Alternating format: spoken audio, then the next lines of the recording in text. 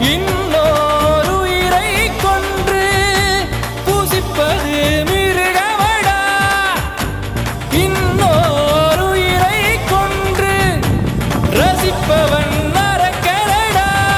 யாருக்கும் தீங்கன்றி வாழ்பவன் மனிதன், ஊருக்கே வாழ்ந்து உயர்ந்தவன் புனிதன்.